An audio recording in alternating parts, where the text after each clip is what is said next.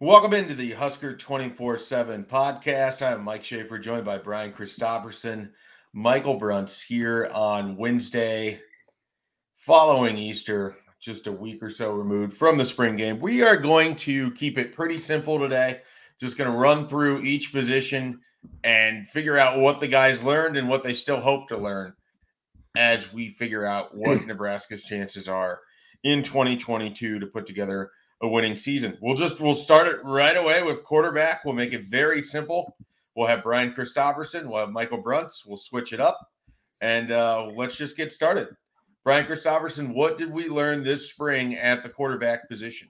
Are we being graded on this, by the way? Are you I'm gonna go back and listen, and I'm gonna score each of you up, and we'll see who does better.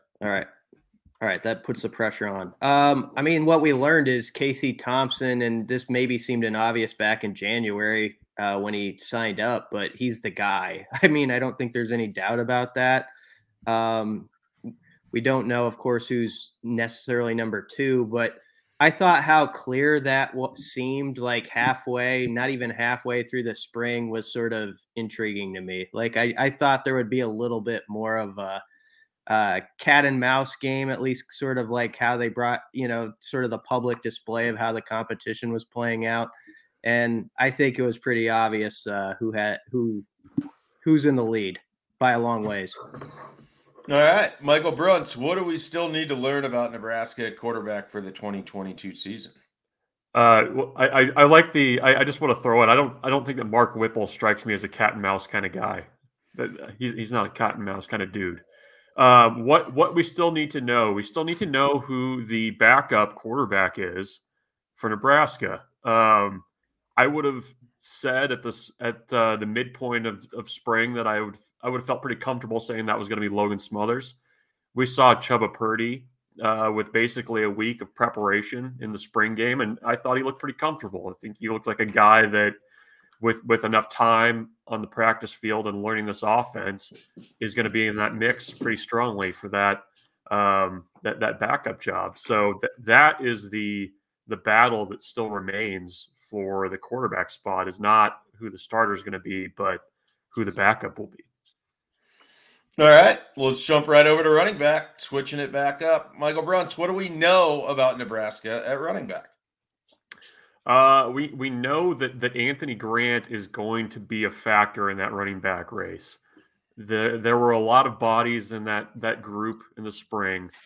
Anthony Grant came in and showed that he is firmly entrenched in that top group of backs. Whatever the size of that pack is, Anthony Grant is in it, if not, pretty close to the front of it. He showed that in a very drab format in the spring game with the two-hand touch. He showed a little wiggle, a little burst, and I think that's what's been lacking at that spot. So Anthony Grant completely, in my mind, changed the picture of that running back room with his presence. Anthony Grant, for those that need the reminder, is the addition Nebraska got from New Mexico Military Institute. Joined the Huskers in January, and by all accounts had a very good spring. BC, what do we need to learn at running back for Nebraska? One other thing about Anthony Grant, he doesn't accept the premise of a question. He was actually touched on on his touchdown run, if people watched it back, but he just kept going and got himself in the stats with the 60-yard run. So I like that. What do we need to learn is sort of the timetable on Gabe Ervin. When is he fully back, and what does that interject into the competition? I think A.J. Allen, Emmett Johnson, they're sort of, you put that group together and you say, which of those guys sort of adds flavor to the three we already know about and is maybe pushing for one of the top two jobs. I think this staff loves Gabe Ervin. I mean, every time Scott Frost talks about the running backs, even though Ervin wasn't out there this spring, he would always mention him as like, and of course we're going to get Gabe back. So I think he's going to be a big part of it. And then I guess, DeAndre Jackson at A&M was committed and plans to transfer. We sort of got to fill that one out and see if that goes through. And then just movement. Is somebody going to disappear? Somebody going to enter the portal that's in the program now? So I think that those are the main questions. Quick sidebar here on running backs. Do you feel more optimistic about this room at this point now than you did at this point a year ago? We'll start with Brutz. Yes, significantly. And I feel like you have right now, you basically have a group of three. You've got Yant, you've got Grant, and you've got Ramir Johnson. And I would put a healthy Gabe Irvin also in that group. And then, like Brian said, I mean, you're adding A.J. Allen, who I don't think should be ignored. No, and a guy that was recruited specifically by Brian Applewhite twice. And you know, that is going to bring another, you know, aspect to that competition. So I feel significantly better about the participants in that competition. And I also feel better about the fact that you're probably going to have a couple of guys actually emerge that can be a little bit more of the Divine Ozigbo type guy that you know, is a little bit closer to a bell cow versus the rotating cast of characters that we've seemed to have the last couple of years. BT, how do you feel? I feel a lot better that they have more good running backs, like a higher amount than they've had in the past, you know, where I think I could name off 4 or 5 that I like. The question is, can one of them go from good to great, which is sort of what Bruntz is getting at there.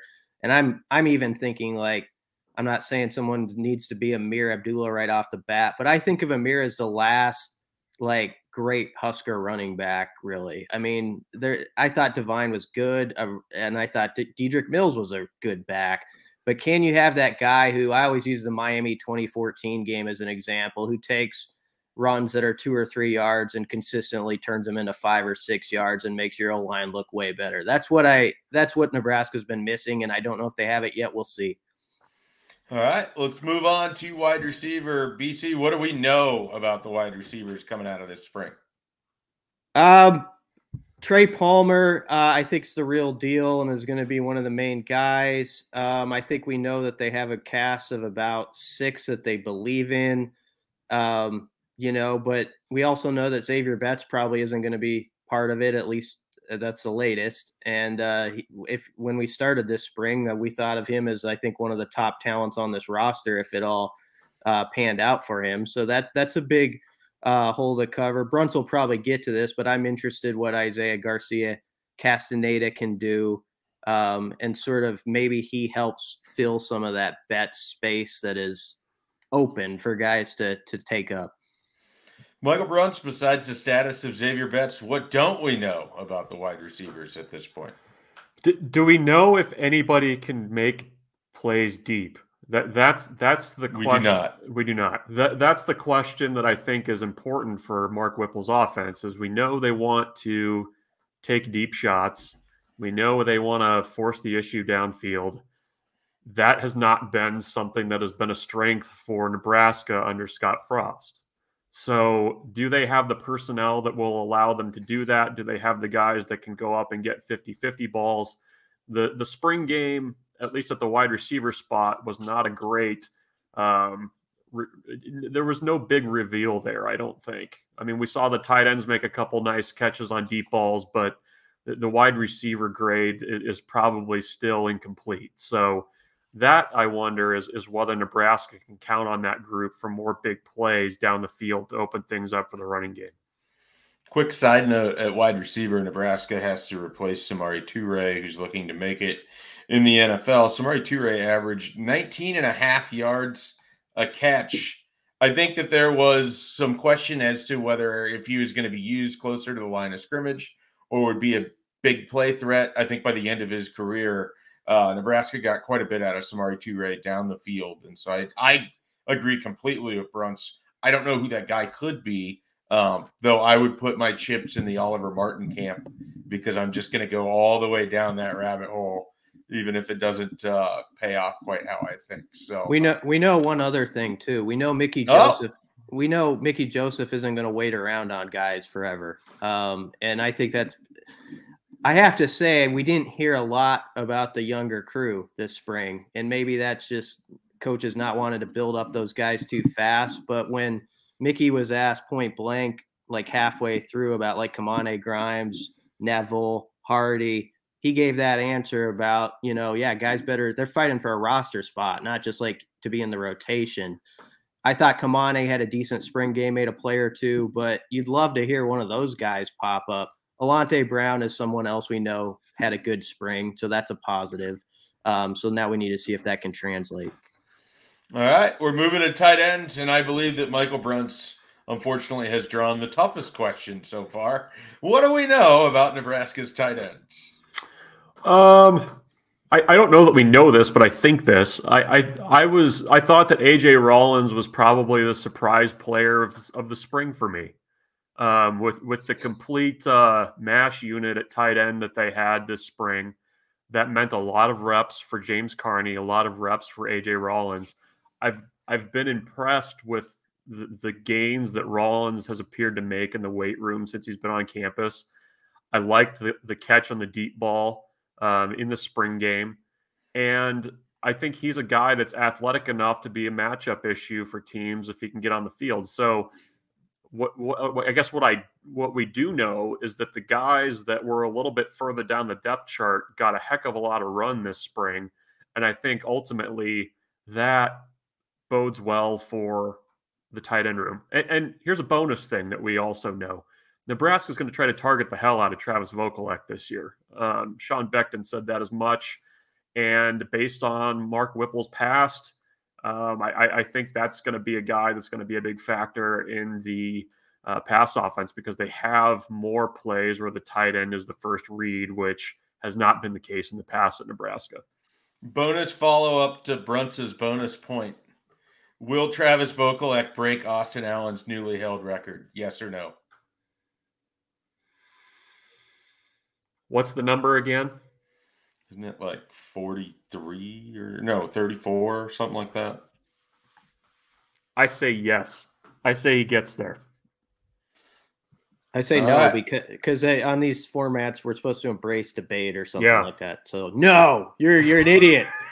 Bruntz is an idiot. That's a no, dumbass.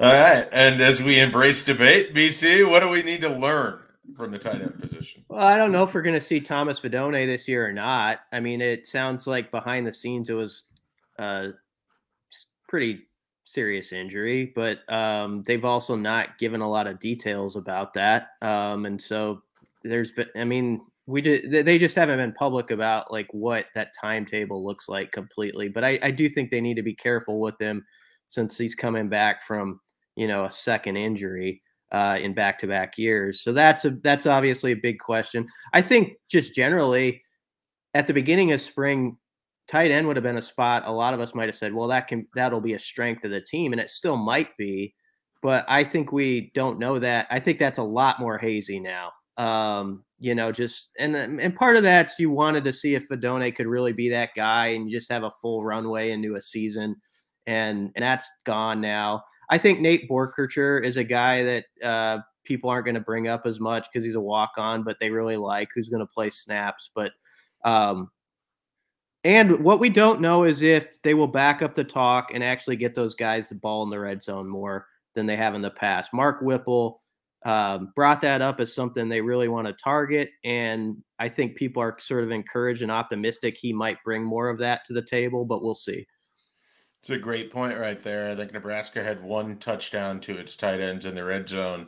That was Austin Allen's catch against Minnesota. To finish up an earlier point from Bruntz, 38 catches for Austin Allen, 602 yards. Those are the numbers Travis Vokalek has in front of him. I believe Bruntz's answer was no. No, Bruntz's answer was yes. Yes. BC's answer was no. We'll see if anyone remembers this next November. All right. We move on to the offensive line. BC, what do we know about Nebraska's offensive line after a spirited spring? We know we're going off what we hear on this, so I guess you have to trust people because we don't see What do you know, Brian? What can you hold right there in your hands? I think we heard from the people. Okay, I would say one thing I know is Nuri is going to be one starter and probably at left guard. Everything else is kind of jumbled, and so Bruntz has a wide open answer here.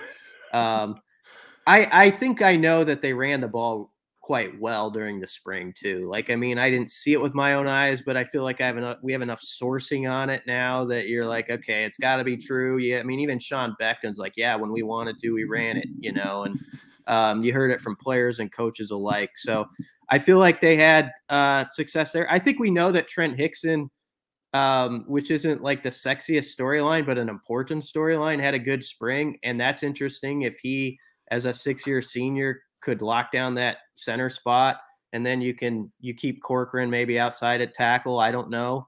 So those are the things I think I know. All right. Bruntz, what do we need to learn up front? Yeah, we need to learn a lot.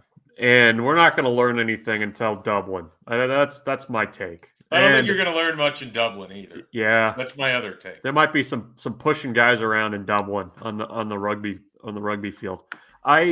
What we don't know, I mean, the tackle spot is curious because you have Teddy Prohaska coming off of a knee injury late last season. You have Turner Corcoran, who wasn't a participant in spring ball, even though he was kind of doing some individual stuff. Bryce Benhart, who had a shaky 2022 season, 21 season. And you've got Hunter Anthony, the Oklahoma State transfer. So you've got 4 guys there. They've also been kind of mixing and matching. Kevin Williams was taking a few snaps at tackle. I don't think that's, a long-term answer there. But how those guys fit together is what we don't know. And that question, though, I think becomes a little bit easier because of Trent Hickson potentially taking over that center job, because it eliminates the do we, don't we dance with Turner Corcoran potentially at center. So the tackle spots need to get figured out. What I do know is that Nebraska's edge rushers were getting around the edge in the spring game. So that's something to monitor with that tackle spot too. All right. Good stuff there. Let's jump over to the defensive side of the ball. Bruntz, what do we know about the defensive line? They need help. We know that. We got to see during warm-ups of the spring game how thin that group is. And, they didn't have Casey Rogers in there this spring. We'll see where he's at in the fall. Ty Robinson took about 9,000 reps this spring. I believe that was about what he said it was. Give or take a few. Give or take a few. So those are your 2 kind of veteran guys there. You've got some other guys that haven't been tested at that spot. You're replacing Damian Daniels and Ben Stilley, 2 guys that played a ton of reps. So, do you go into the portal and find some help there? Do you kind of count on some of those young guys like the Jalen Weavers or the Marquise Blacks to help you? I don't know. Both lines are kind of a mystery, and the interior defensive line is more of a mystery to me coming out of spring. And beyond Robinson and Rogers, they've got to find some depth there. BC, what do we need to learn about this defensive line? There's quite a bit there. I would go with a veteran angle of Casey Rogers. Like, I like Casey a lot and the player he was in 2020, but he's just had some bad injury luck since then. And so I think a key part of this discussion, we always talk about the younger guys, but can Casey be fully back where he can sort of take off from the 2020 version of himself when it's really been sort of a long break there, unfortunately for him? And if he did, that relieves some of my angst right away. Like, if he's just solid and is back to being himself, and you have him and Ty Robinson and they can actually stay healthy, that would be a big thing. But that's a question to me. Then I think you get to guys like Hutmacher and Colton Feast, and I think you're thinking you might have something with those guys, but what is it? Like, to what level are they at? How many reps can they give you? What does that look like?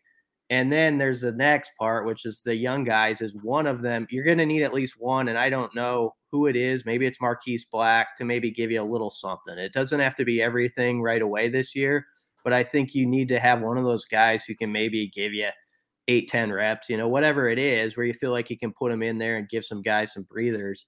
So there's a lot on the line. And then I think just the portal question, can you land an O'Shawn Mathis?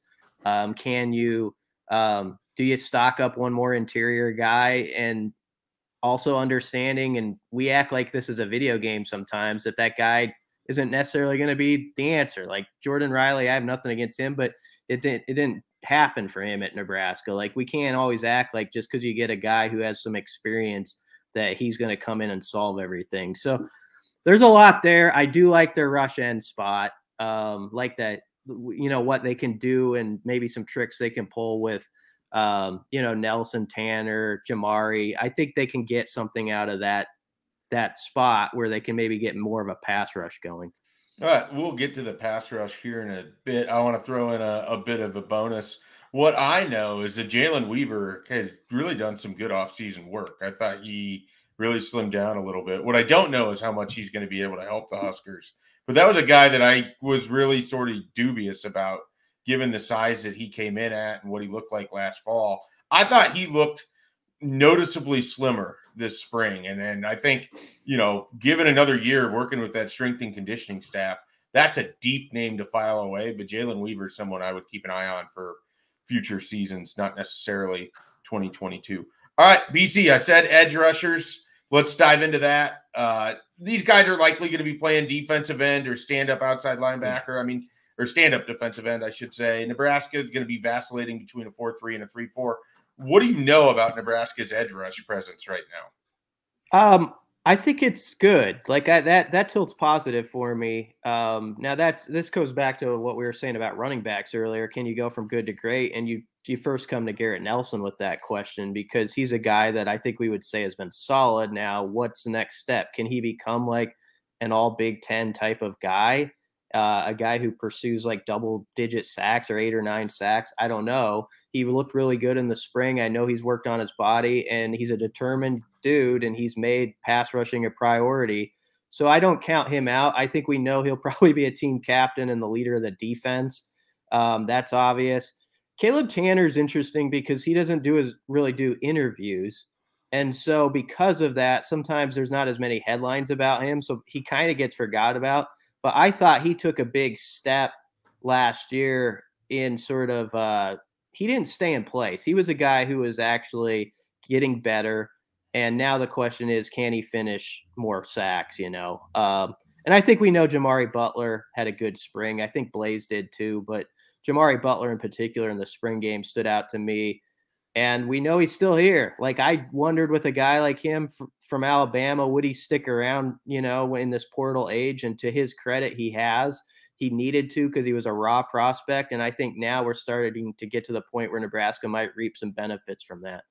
Brunts, what do we still need to learn about Nebraska's edge rushers? Yeah, the key to that group, I think, is the development of Butler and Gunnarsson. I think they both had good springs. Butler, in particular, got more mention, I think, than Gunnarsson did from the coaching staff. But if they can kind of make that next step in their development, Gunnarsson played pretty significant snaps against Wisconsin and Iowa to end the season last year.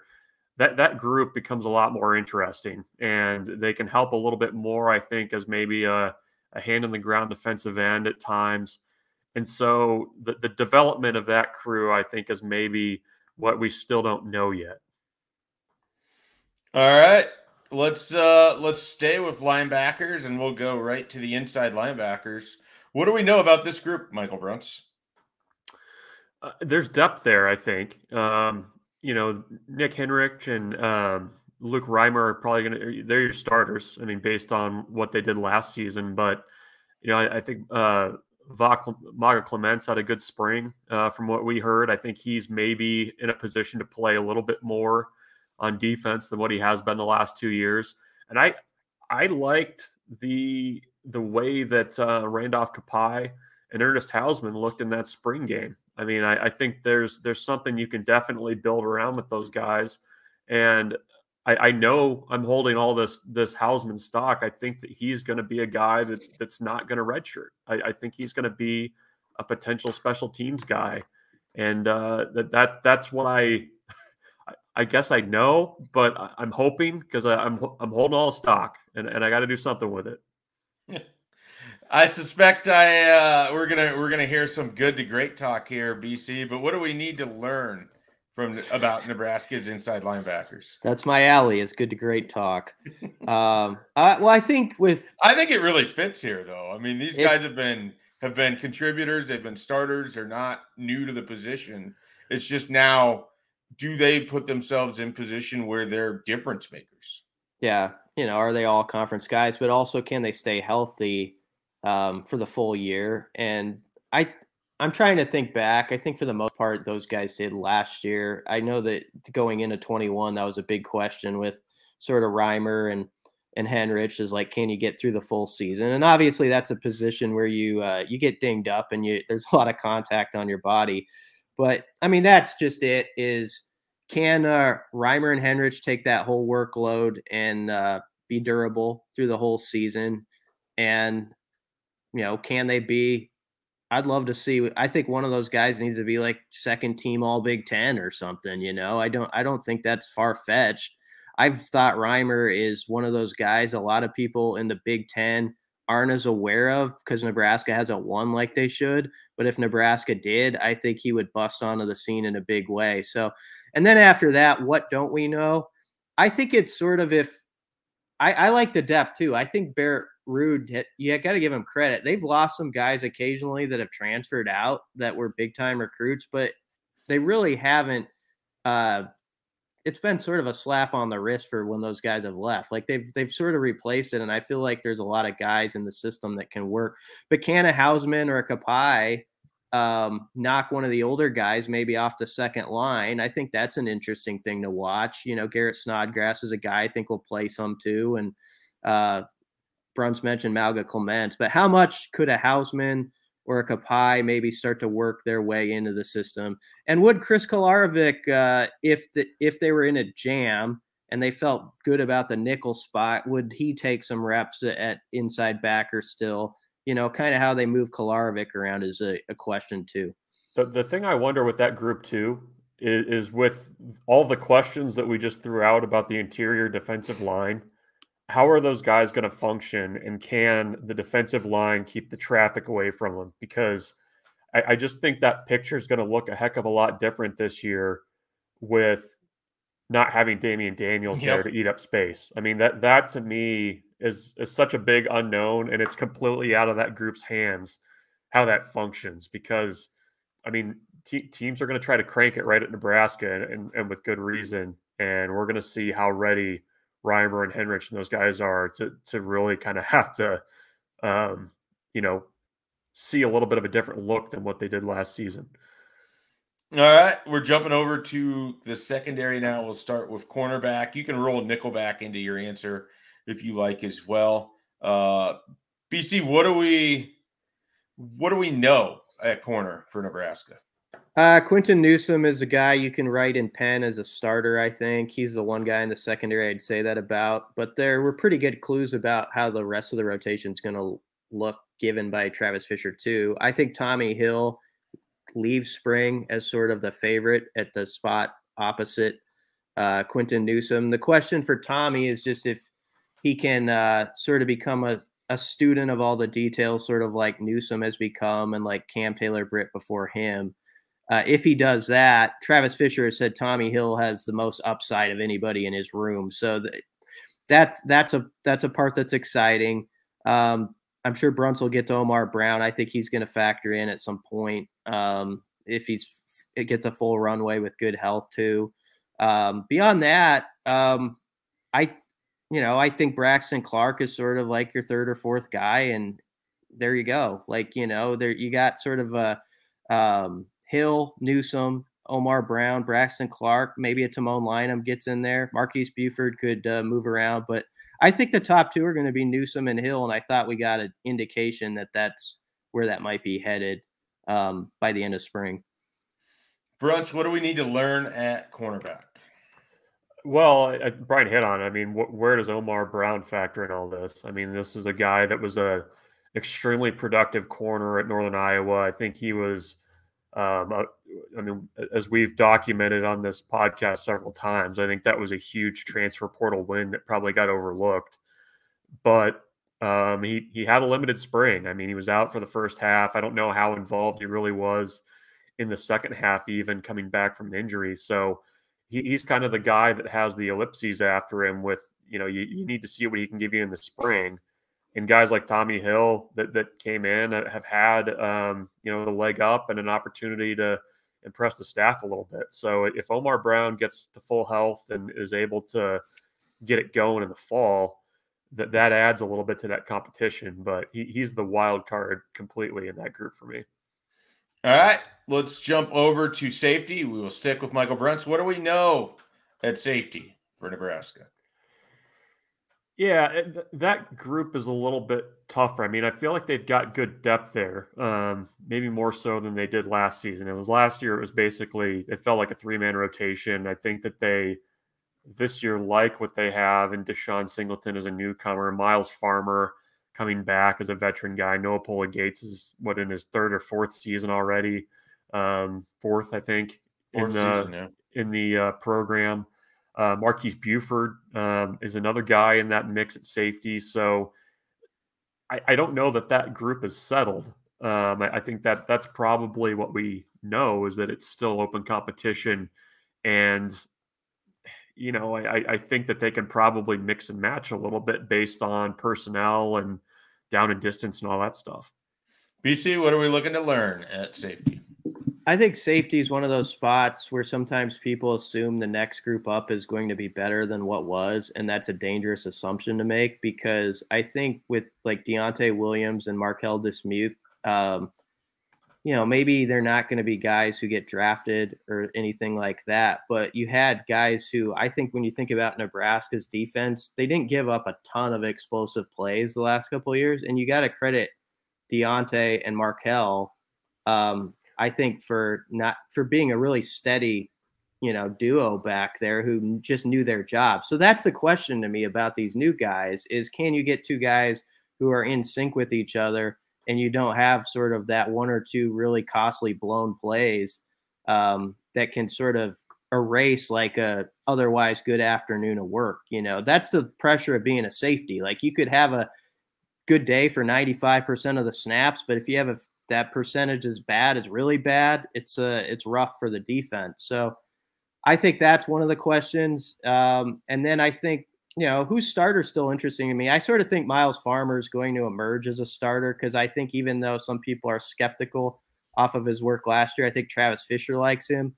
But is Deshaun Singleton or Marquise Buford like is the second guy? I don't know for sure who that second guy is, but I think that trio of Farmer, Singleton, and Buford might be the top and rotate a lot.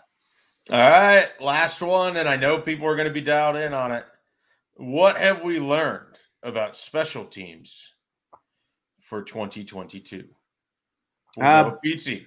I mean, Buschini, I think showed in the spring game. He did have a shank or two, but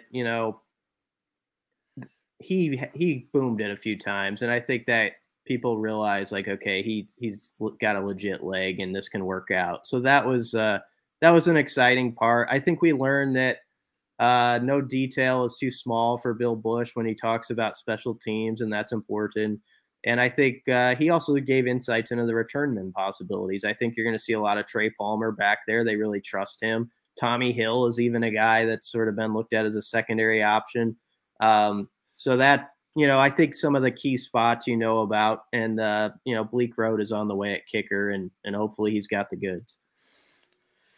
Bruntz, I feel like you've gotten some of the more difficult ones to tell us what we know. This should be one of the easiest ones. What do we still need to learn about Nebraska special teams? Well, we don't know about Timmy Bleak Road, and he needs to be the guy. That's what we know. I mean, Nebraska has over more times than not over the last few years shown its struggles on the kicking game and how that just bleeds over into every part of your offense, red zone offense, everything else.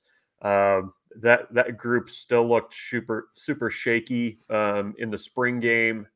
Obviously Bleak Road wasn't out there. He'll be there in June, but he's going to need to have a year. And that's what we still don't know, is if he's up to the challenge. But it's I don't know that we've seen anything to this point in the spring that would lead you to believe that the answer is currently on campus for fixing the kicking woes. Good sign or bad sign that Nebraska's hopes and dreams rest on the leg of a guy named Bleak Road? Yeah, I mean, it's no worse than running a waiter from Leadbelly out there in a Big Ten game, is it? Well, look, I mean, he was perfect. He was their best, and he was their best option of the. That's been the best kicker over the last 3 seasons. Matt Waldock was Nebraska's best kicker. Someone tell me where I'm wrong. He didn't win Big Ten Kicker of the Year. And with all the respect possible for Connor Culp, give me Matt Waldock. Yeah, well, nobody stole Connor Culp's truck last year, so that's where the issue laid. Just didn't kick with the same authority after, Somebody just needed to go grab it and hide it in a parking garage downtown for a few weeks. All right.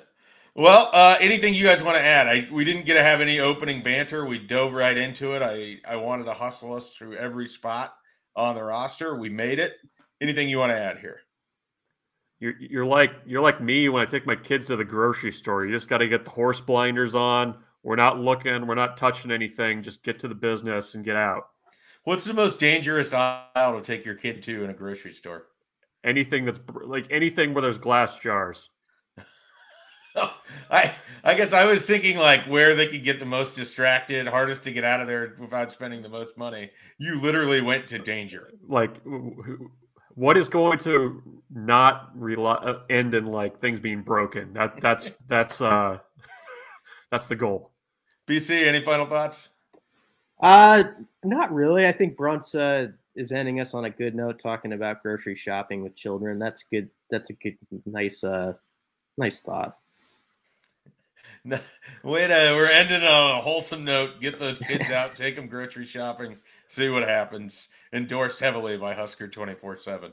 All right, well, we'll have more podcast content for you along the way here at 247 Sports. Of course, you can check out everything we're writing, everything we're doing at Husker247.com. Plenty of recruiting stuff going on, and we'll dive into some of that more next time around, and we will catch you then